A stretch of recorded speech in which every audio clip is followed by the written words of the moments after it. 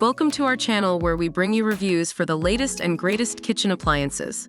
Today, we will be comparing two of the most popular air fryers on the market, the Nuwave Brio air fryer and the Instant Vortex 4-in-1. Watch till the end to find out which one is the best for you. Don't forget to like, comment, and subscribe to our channel for more reviews.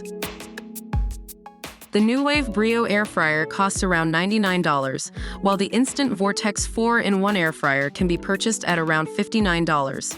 If you're on a budget, the Instant Vortex 4-in-1 is definitely the better option here.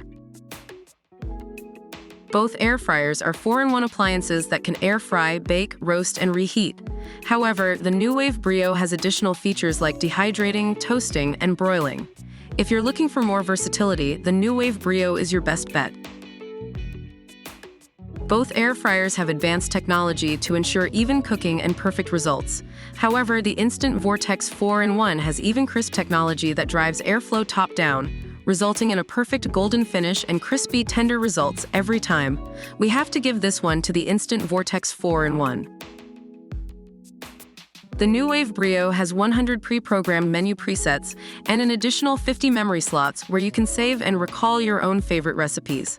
The Instant Vortex 4-in-1 also has customizable programs for one-touch cooking, like for wings and roasted vegetables. Both air fryers are amazing in this category, so it's a tie. Both air fryers have non-stick, dishwasher-safe air fry baskets and trays, making them super easy to clean. Another tie. The Instant Vortex 4-in-1 uses up to 60% less energy than traditional electric ovens, making it the clear winner in this category. The Nuwave Brio doesn't have any energy efficiency claims.